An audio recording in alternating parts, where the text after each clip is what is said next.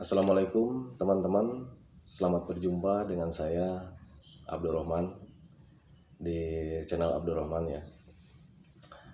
Saya akan membagikan video, cuman video kali ini berbeda dengan video saya yang sebelum-sebelumnya. Kalau video saya yang sebelum-sebelumnya itu banyak menceritakan tentang anak-anak saya sama kegiatan-kegiatan saya. Nah, kali ini saya akan membagikan video tentang pengalaman saya yang terkena GERD anxiety psikosomatis. Apa itu GERD anxiety psikosomatis? Nanti saya akan jelaskan di video selanjutnya ya. Sekarang saya akan fokus dulu kepada pengalaman saya yang terkena GERD anxiety psikosomatis. Kapan saya mulai terkena GERD anxiety psikosomatis? Nah, saya mulai terkena GERD itu di awal-awal bulan Agustus ya, di awal-awal bulan Agustus 2019. Nah, mulai sembuh-sembuh itu, mulai agak-agak baikan itu di bulan Agustus 2020, pas 1 tahun ya. Tapi itu belum sembuh total ya, ya masih, tapi lumayan enak lah, lumayan enak di bulan-bulan Agustus itu ya, di 2020 itu. Pas semenjak 1 tahun itu mulai agak-agak enak, cuman masih agak-agak nyolek-nyolek sedikit gitu ya, nyolek-nyolek sedikit, nggak enak badan, meriang gitu. Cuman untuk anxiety-nya hilang ya, hilang dengan sendirinya gitu. Nah, kenapa saya bisa terkena GERD anxiety psikosomatis? Nah, itu saya terkena memang dulu hidup saya itu sangat berantakan sekali ya, sangat tidak teratur sekali. Dari mulai makan saya, istirahat saya, cara berpikir saya itu sangat berantakan sekali ya. Dulu memang saya itu paling senang makan makanan yang pedas-pedas ya. Kalau misalkan makan nggak pakai pedas itu ya rasanya kurang mantap sekali ya. Jadi kalau makan pasti harus ada pedasnya. Nah, kemudian saya juga paling senang makan makanan yang berlemak ya. Ditambah lagi minuman yang bersoda, berwarna, ya pokoknya asupan yang kurang baik aja ya buat tubuh saya itu. Nah, di awal-awal bulan Agustus itu saya mulai terkena itu ya, terkena GERD. Itu memang kegiatan saya itu memang sangat banyak sekali ya, sangat banyak sekali. Pekerjaannya itu ada bertambahan lah sedikit lah gitu. Saya memang bekerja di dunia pendidikan, saya bekerja di sekolah. Nah, waktu itu di awal-awal saya terkena itu memang sekolah saya itu akan mengadakan akreditasi ya. Akreditasi itu semacam penilaian buat sekolah ya. Sebetulnya untuk acara akreditasi itu tugasnya itu memang sudah dibagi-bagi gitu. Si A ke bagian ini, si B ke bagian ini, si C ke bagian ini gitu. Nah, kebetulan waktu itu saya ke bagian itu menata sekolah ya, merias kelas, menata kelas ya. Kemudian melatih anak-anak buat tampil nanti di acara akreditasi gitu. Dan sebetulnya kegiatan itu di luar pekerjaan saya gitu. Jadi saya pagi-paginya tetap bekerja dulu sampai sore sekitar jam 3 lah. Jam 3 itu saya dilanjut melatih anak-anak sampai maghrib ya. Dan lebih parahnya lagi waktu itu seharusnya saya istirahat, maghrib itu bukannya istirahat tetapi dilanjut lagi bekerja lagi, yaitu merias kelas ya. Merias kelas itu saya melukis kelas sekitar ya ada 12 kelas lah. Satu kelasnya itu temponya itu ada yang 3 hari, ada yang 4 hari, bahkan ada yang 1 minggu. Bayangkan 12 dikali lama segitu ya satu kelasnya itu. Nah, otomatis saya itu memang kurang istirahat ya. Kadang satu malam itu tidurnya itu cuma ya 1 jam, kadang cuma 2 jam, paling lama itu sekitar 3 jam. Ditambah lagi saya tidak memperhatikan makan saya waktu itu, jadi jarang makan lah. Justru yang waktu melukis itu saya kebanyakan mengkonsumsinya itu ya rokok, terus minum kurang ya. Nah, itulah mulainya mulai terkena saya GERD ya. Nah, puncak-puncaknya mulai terasa itu ketika besoknya mau akreditasi, saya itu begadang dulu karena nyiapin dulu untuk besoknya ya. Saya begadang sampai jam 5 saya mandi. Setelah mandi jam setengah 7-nya nyiapin anak-anak untuk tampil di akreditasi. Nah itu saya tuh udah mulai kerasa badan udah mulai nggak enak itu, udah mulai nggak enak, pusing, berat, lemes, kelayangan gitu ya. Cuman waktu itu saya berpikir memang waktu itu ya mungkin saya itu memang kurang tidur gitu. Jadi tidak berpikir yang lain-lain ya. Berpikirnya itu memang kurang tidur aja ini gitu. Jadi rencananya kalau seandainya akreditasi beres, penilaian beres, saya akan langsung tidur gitu. Nah, setelah akreditasi selesai, besoknya saya seperti biasa ke sekolah. Nah, ketika di sekolah itu mulai terasa berat banget ya. Jadi jauh dengan yang kemarin. Kalau kemarin cuman berat biasa, kelayangan, pusing gitu. Saya tahan gitu karena berpikir memang kurang tidur gitu. Nah, untuk besoknya itu berbeda. Jadi beratnya itu memang bertambah ya. Beratnya itu bertambah, kelayangannya pun bertambah. Sampai saya itu muntah. Ketika muntah itu saya berdiri lagi itu udah nggak kuat lagi. Makanya saya panggil teman saya untuk ngantar saya ke dokter ya. Waktu itu saya panggil teman saya, saya bilang tolong bawa saya ke dokter. Saya bilang ini nggak tahu nih, badan saya nggak enak, saya bilang begitu. Serasa mau pingsan, mau mati lah, pokoknya nggak karuan gitu. Saya dibawa ke dokter. Waktu itu cuman dokternya karena memang mungkin masih pagi ya, jadi belum pada buka. Akhirnya saya nyuruh teman saya untuk ke puskesmas. Waktu itu saya pergi ke puskesmas diantar sama teman. Nah, di puskesmas itu antriannya sangat banyak sekali ya, berjajar sekali. Akhirnya saya bilang ke teman, udahlah, saya bilang mending ke rumah sakit ini saya tuh udah nggak kuat, saya bilang gitu. Mending antar aja langsung ke rumah sakit, saya bilang. Kalau harus nunggu gini saya nggak bisa, saya bilang, ini udah nggak kuat, saya bilang. Akhirnya teman saya itu bawa saya ke rumah sakit, yang terdekat di sini ya. Nah, kemudian saya itu dibawa ke IGD. Di IGD itu dokter bertanya-tanya, kenapa Pak? Saya bilang, dok, jangan bertanya banyak ya, saya bilang gitu. Perasaan saya ini udah nggak kuat, serasa mau mati, saya bilang gitu ya. Nggak tahu ada perasaan aneh, ada meriangnya, nggak enak banget itu, yang namanya nggak enak, aduh parah banget gitu ya. Dan akhirnya dokter pun cuman senyum, tenangin aja Pak, katanya, nggak usah gusar katanya. Silakan Bapak daftar dulu ke bagian loket untuk administrasi, katanya gitu. Cuman saya waktu itu memang udah nggak kuat ya. Jadi dokternya pun menyarankan ke teman saya, bukan ke saya. Saya disarankan untuk berbaring. Kemudian dokter mengambil peralatan dan bertanya kepada saya, Pak, ada alergi obat tidak? Saya bilang tidak, gitu. Jadi akhirnya dokter suntik saya di lengan di sini, di lengan sebelah kanan gitu. Akhirnya setelah disuntik, saya tertidur dan tidak ingat apa-apa, sama sekali tidak ingat apa-apa ya.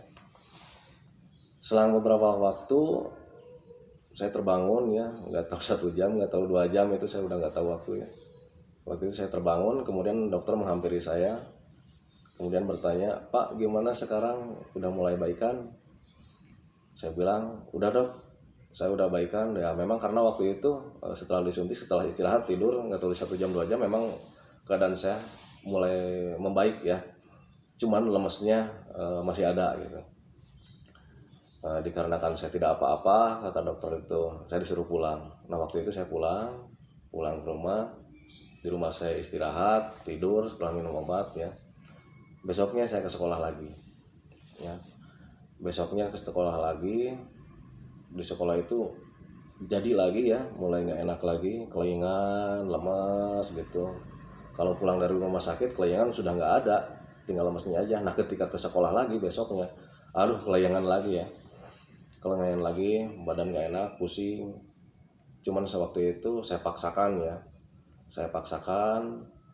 Terus puncak-puncak jam 12 itu saya udah pusing lagi, pusingnya berat banget. Akhirnya saya pulang lagi, istirahat lagi, minum obat. Nah, setelah 2 hari saya nggak masuk ke sekolah. Setelah 2 hari itu mulai enakan ya, badan itu mulai enakan, cuman lemas-lemasnya masih ada ya. Cuman saya kelayangan udah nggak ada. Nah, setelah istirahat di rumah 2 hari, besoknya saya ke sekolah lagi. Kemudian saya mengajar lagi. Nah, ketika mengajar, ketika menghadapi anak-anak, itu jadi lagi itu badan gak enak lagi seperti yang kejadian pertama itu. Lalu saya bilang, saya pikir ini sakit apa ya, saya bilang begitu ya. Dalam hati saya bilang, bertanya-tanya ini sakit apa, saya bilang. Nah, parah-parahnya itu saya sedang menjelaskan materi kepada anak-anak ya, sampai saya kelayangan. Akhirnya saya manggil salah satu anak ya untuk ke depan. Saya bilang, tolong ini bacain, biar teman-teman kamu nulis aja ya. Saya cuma duduk di kursi, jadi yang memberikan materi itu salah satu anak membacakan, jadi dikte, suruh nulis aja ya. Yang tadinya saya menjelaskan akhirnya jadi mencatat saja. Nah, saya itu diam di kursi gini sambil merasa-rasakan ya yang terjadi dalam tubuh saya. Akhirnya setelah beberapa saat kemudian itu puncak-puncaknya jadi lagi, nggak enak lagi. Akhirnya sebelum kegiatan belajar mengajar berakhir, akhirnya anak-anak suruh saya pulang. Ya kira-kira setengah jaman lagi belajar mau berakhir. Sebelum waktunya itu saya suruh pulang anak-anak. Akhirnya anak-anak dipulangin. Saya telepon adek, suruh datang ke sini, suruh jemput ya. Akhirnya adek datang jemput saya bawa ke rumah sakit, masuk lagi IGD. Di IGD saya disuntik lagi, tertidur lagi, gak ingat apa-apa lagi ya. Seperti biasa, pas ketika bangun dokter datang lagi. Gimana Pak, katanya, sekarang udah baikan. Nah di situ saya mulai bertanya sama dokter. Dok, saya bilang, ini saya sakit apa? Saya bilang itu. Dokter menjelaskan, Pak, katanya Bapak itu cuman sakit asam lambung, katanya gitu. Nah saya tertegun, saya berpikir sakit lambung, saya bilang gitu. Ya udahlah, saya bilang. Akhirnya saya pulang ke rumah. Di rumah saya diomelin sama istri ya. Dah, katanya nggak usah bekerja dulu, istirahat dulu, katanya gitu. Ya, saya bilang. Akhirnya saya di rumah istirahat lagi. Istirahat itu sekitar 2 harian lah, sekitar 2 harian di rumah. Nah, dalam istirahat 2 hari itu memang perkembangan agak lumayan ya, agak enakan. Setelah 2 hari saya masuk sekolah lagi. Di sekolah itu saya biasa kegiatan bekerja kembali ya. Badan mulai enak, cuman itu lemesnya dari awal pertama saya masuk rumah sakit sampai saat itu nggak habis-habis ya, lemes aja, terus-terusan lemes. Cuman waktu itu saya memang paksakan ya, karena tinggal lemes aja, pelan-pelan aja saya bilang gitu ya. Cuman meriang kayak gitunya memang hilang ya, waktu itu udah mulai hilang. Nah, selang 1 bulan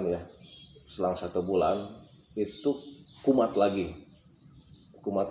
Cuman waktu dari pertama sampai ke 1 bulan itu memang lemesnya terus itu tiap hari, nggak berhenti, terus lemesnya tiap hari. Nah, puncak-puncak cemas, puncak-puncak nggak enak, kelayangan itu datangnya setelah 1 bulan lagi. Setelah 1 bulan saya bekerja kembali, itu terjadi lagi. Dan parah-parahnya itu saya sedang menghadapi anak-anak lagi. Akhirnya waktu itu ketika anak-anak istirahat, saya nyamperin lagi ke teman saya. Saya bilang, Mas, tolong saya anterin ke dokter, saya bilang gitu. Akhirnya teman saya itu bawa mobil, saya suruh naik, bawa ke dokter. Nah di dokter itu, dokternya nggak ada lagi. Jadi saya itu harus nunggu ya, yang ada itu cuma asistennya aja. Jadi dokternya sedang di jalan. Di telepon itu lama banget itu dokter ya. eh, akhirnya setelah menunggu lama itu memang saya nggak kuat. Saya bilang ke teman lagi, ya udah nggak usah nunggu lah, karena saya itu nunggu udah setengah jam, hampir lah, lebih setengah jam nunggu dokter datang. Saya bilang udahlah nggak usah ditunggu ya dokter, saya udah nggak kuat, saya bilang mendingan ke rumah sakit aja, saya bilang.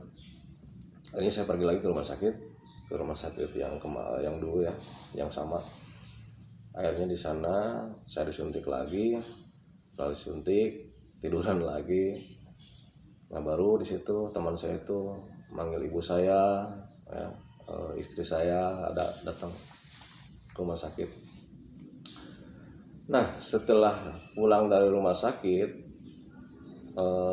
saya pulang bertanya-tanya, ini saya sakit apa. Saya bilang ini kok sakit lambung, itu rasanya seperti waduh minta ampun, hebat banget perasaan waktu itu ya, gak enaknya minta ampun. Pokoknya itu saya rasa itu penyakit yang paling berat waktu itu ya, yang paling berat itu. Akhirnya saya istirahat total. Istri saya menyarankan udah sekarang stop bekerja, istirahat total di rumah, katanya gitu. Ya memang sih harusnya memang begitu ya, cuman saya lihat pekerjaan saya itu sangat banyak sekali. Cuman di situ sosok ibu hadir waktu itu. Ibu menyarankan udahlah jangan dulu bekerja, istirahat dulu di rumah, katanya biarin masalah pekerjaan nanti dihandle aja sama keluarga gitu. Akhirnya saya putuskan untuk tidak bekerja, ya istirahat total dulu. Akhirnya pekerjaan dihandle sama keluarga, sama adik ya, kebetulan ada adik laki-laki ya waktu itu yang bisa menghandle pekerjaan saya.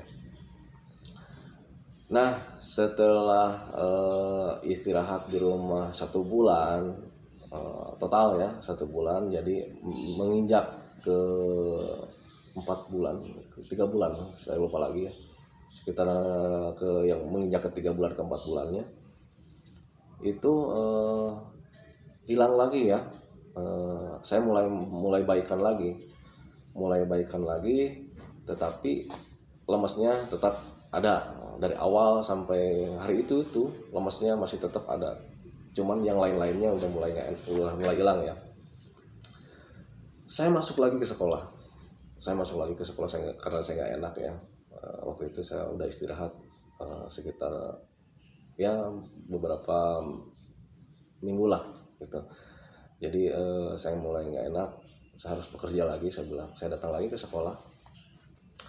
Nah ternyata di sekolah itu malah tambah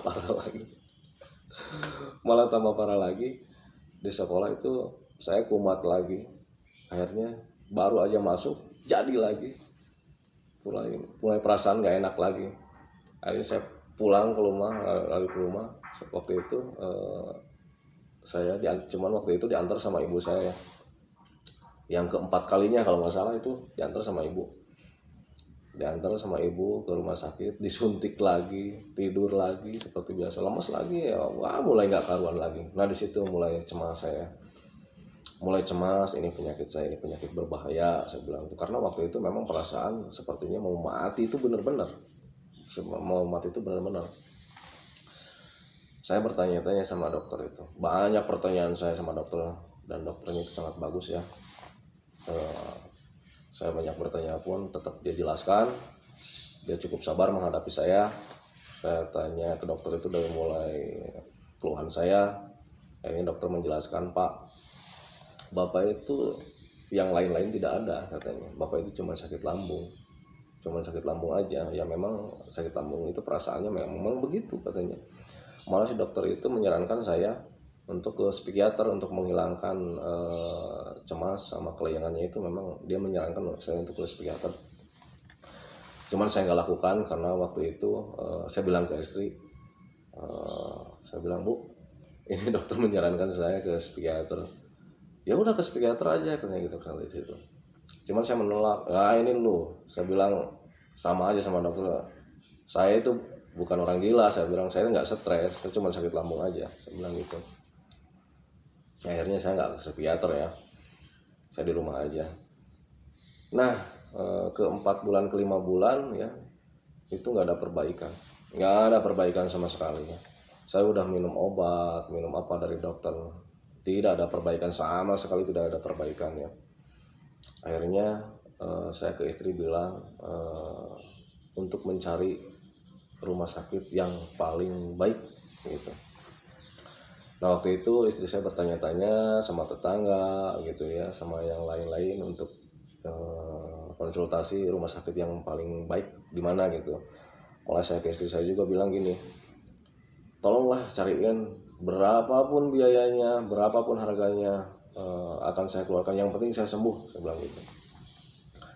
Akhirnya istri saya nyari, tahu-taunya dia dapat informasi karena memang ada tetangga saya juga yang sakit di bagian lambung, itu habis dari rumah sakit itu nggak ada perkembangan, akhirnya dia dibawa ke dokter herbal ya, ke dokter herbal. Nah 2 bulan dia sembuh. Nah akhirnya mau dong saya sembuh kayak dia gitu, saya bilang. Akhirnya istri cari alamatnya, ketemu. Akhirnya saya masuk ke tempat herbal itu, ternyata dapat keterangan itu dari herbal. Pertama kali saya dapat keterangan sakit GERD ansetis psikosomatis itu justru saya di herbal waktu itu. Saya sama dokternya itu ditanya, gimana Pak, diagnosa dokter gimana yang waktu dari rumah sakit? Saya bilang, iya dokter, saya itu memang udah bolak-balik ke rumah sakit ya, ke puskesmas kami juga itu udah sering, saya bilang kontrol sering. Mereka saya bilang mereka itu ya memang menjelaskan saya sakit asam lambung, saya bilang gitu. Cuman ya memang saya itu penasaran aja, ini sakitnya kok kayak begini, saya bilang gitu, perasaannya begini. Itu saya dilayani sekitar 1 jaman lah ya. Saya mengeluh ke dokter herbal itu sekitar 1 jam. Akhirnya dokter mencatat, kemudian memeriksa saya. Akhirnya dokter memeriksa saya dari ujung kaki sampai ujung rambut itu diperiksa semua ya. Akhirnya dokter herbal itu menjelaskan tentang penyakit GERD ansetis psikosomatis. Nah di situ saya baru dapat informasi tentang GERD ya. Dijelaskan bahwa saya itu sakitnya GERD ansetis psikosomatis ya. Akhirnya saya pulang ke rumah. Di rumah saya minum obat herbal sekitar 1 minggu, tetapi ya sebenarnya hanya sekitar 1 minggu ya, sekitar 1 minggu itu, sekitar 1 minggu itu kambuh lagi, mulai nggak enak lagi. Nah di situ. Nah teman-teman, untuk selanjutnya nanti saya akan ceritakan lebih lanjut. Cuman untuk kali ini saya stop dulu sampai sini ya. Nanti kita lanjut lagi karena memang saya sekarang harus olahraga dulu, karena memang untuk penyembuhan ini olahraga itu sangat penting ya untuk pemulihan penyakit GERD ansetis psikosomatis. Itu olahraga sangat penting sekali, minimal 30 menit dalam 1 hari ya. Oke, selamat ketemu lagi di video nanti saya selanjutnya. Semoga yang nonton video ini yang punya GERD terutama ya, kalau seandainya nonton ini, semoga kalian pun menjadi lebih baik seperti saya. Jangan menyerah, ikutin terus tahapan-tahapan untuk penyembuhan. Kuncinya untuk kesembuhan ini hanyalah bersabar. Nah itu kunci saya ya. Terlepas dari GERD ansetis psikosomatis, itu adalah bersabar. Oke teman-teman, assalamualaikum warahmatullahi wabarakatuh.